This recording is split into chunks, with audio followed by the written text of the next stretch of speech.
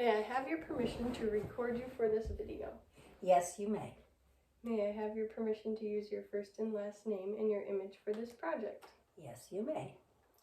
May I please ask your name, occupation, and what city you call home?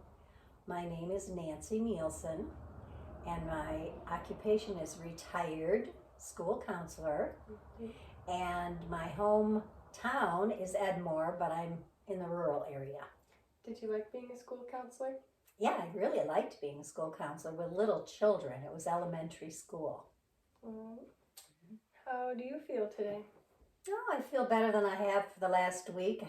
I didn't feel so good last week, but I felt better today. How do you really feel today? Well, I really feel like I can't sing because I went to church this morning and my voice was down here. So I just sang an octave lower than I usually sing. And that was goofy, but I did it.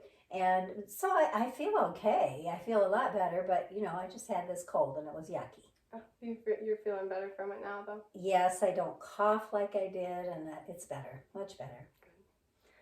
I would like to ask you to tell me a story about a difficult time in your life when you received someone's compassion.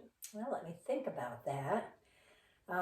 Difficult times. Well, I've lived a long life, so I've had other difficult times. I believe the difficult times, and this would be more than once, is when my husband died and when my parents died. And people that I was close to, an aunt that I really loved. Those were the difficult times to lose people that I didn't want to lose. Mm-hmm. They died, well, I knew they were getting older, but that doesn't mean I was expecting them to die. And it didn't mean that it didn't hurt. It hurt a lot. And other people were very kind to me. Some of that is it floated away a little bit because my mind was not quite clear during those times, but I appreciated the time that people talked to me and told me that they were sorry, and then would tell me maybe stories about my husband or my parents or my aunt, and they would say things that maybe I'd never heard before. And I liked that, and I think it's good if people do talk to you, because sometimes they avoid it. They don't want to talk to you because they think they'll make you cry, and they might, but it's better, I think, and that made me feel better to have people talk to me. Can you think of a specific story that somebody told you about maybe your husband? Well, I can tell you something. I can't think of anything right now specific about my husband. And they told me lots of different things, but I remember people telling me about my parents, and they told me that, and more than one person told me this, that my parents were fun to watch dance. And I knew they could dance because my dad taught me how to dance. He taught me to do the two-step, and he was a very good dancer, and so was my mother. And that's what they did for entertainment, I think, when they were young. And so people would tell me, we just loved watching your mom and dad dance when they get on the dance floor, and everybody would just watch them. And I thought, I don't remember that. I knew they danced, but I just didn't know that. And that was kind of fun to know about. It made you feel better to know. Yeah, it did. I made me think about, they were young ones too, right. Because to me, they were all the grown, now you stay down there, kitty. That they were the grown-ups, and I was the little kid, but they were young ones too. And when you remember that compassion that was shown to you, how do you feel about reliving that memory? I like it. I like good. That. I've told people before, it was nice that people told me that my parents were dancers, and I knew they liked music. They gave me a record player when I was a little child, and records to play on my record player, and I think I took more time with that than any of a toy I ever had.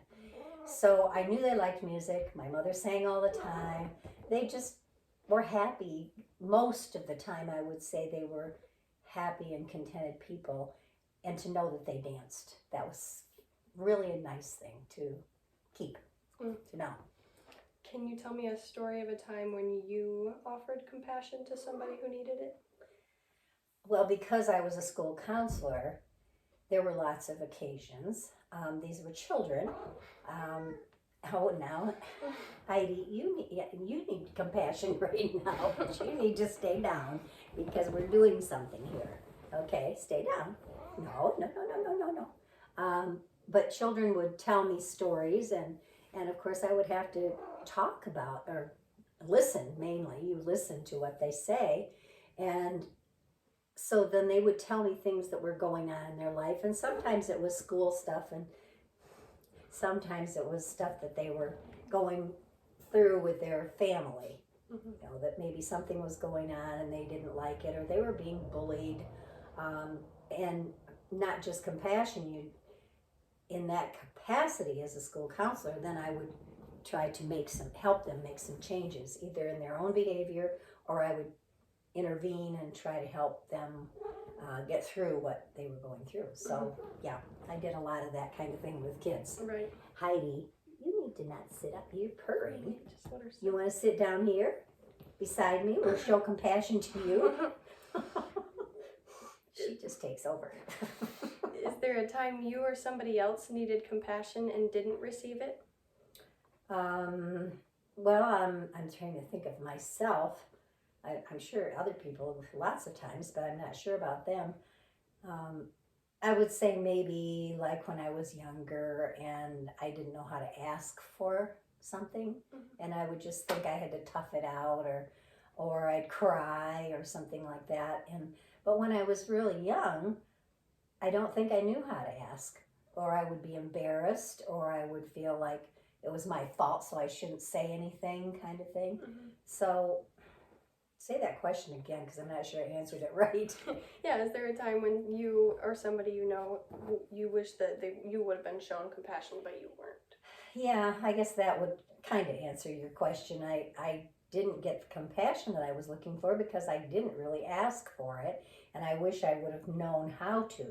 I think when I was younger, and probably when people are younger, they don't know how to ask for it. They maybe just get angry.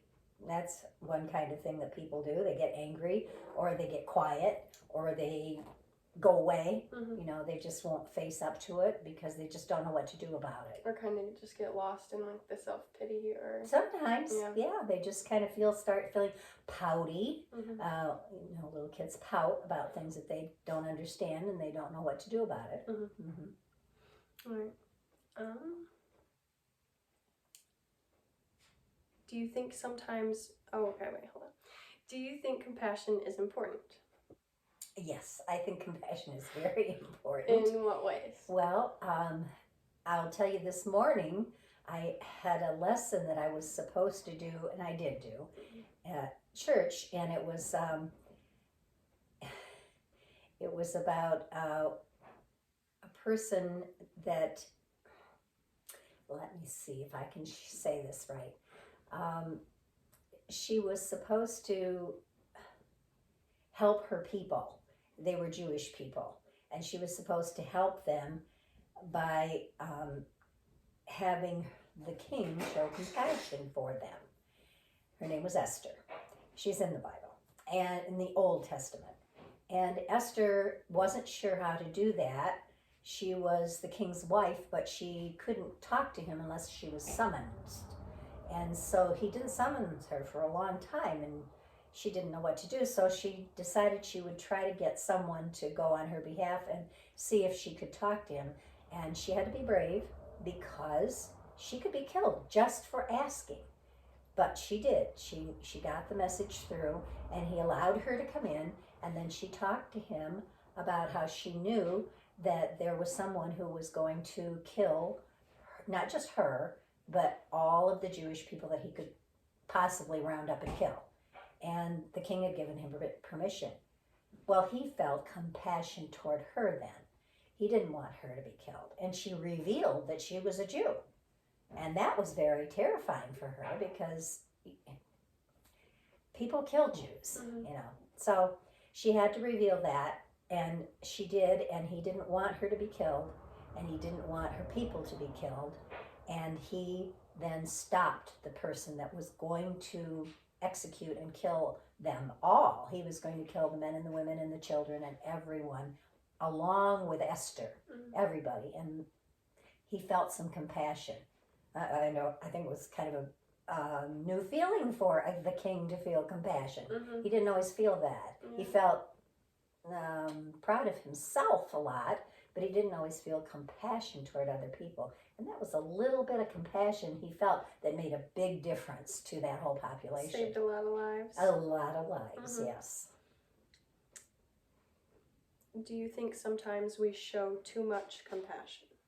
Well, I don't know what too much compassion is unless it's like, oh, poor kitty, you just need somebody to pet you all day long. I don't know. That's compassion or just silliness, but you know, that's like trying to be nice to your pet. I think you have to show compassion to not just people, but to our animals too. I like animals. And a lot of people like animals. Some I just think they're annoying, but and they are somewhat annoying, but you know, you try to be kind to them, and if you overdo it, then they might be just a little more annoying than they were before. Yeah, like they define compassion as like trying to alleviate somebody else's suffering, and I think too much compassion, they mean like like it's not doing anything to alleviate the suffering. It's just you're kind of just making things worse. And, yeah. Okay. Yeah. Yeah, and that could happen, I guess, with your pets, because some people go really overboard with their pets. If you were to offer some words of wisdom about compassion, what would they be? Well, I think it's better than not being compassionate. I think that it's a big word that means a lot of different things to people, but it certainly is a positive thing for people to feel compassion toward others and not just always on their own problems, you know, focusing on our own stuff that comes into our brain all the time, but to focus on other people's things and make that important to you too, not just your own stuff, because we have our own stuff. Everybody does. Everybody has things that don't make them happy, and they have things that hurt their feelings, and they have things that hurt them physically sometimes. So focusing on other people and helping other people, I think, is a real positive thing, and compassion is part of that. Yes, that is good advice. Yeah. Well, thank you for letting me interview you today. You are welcome.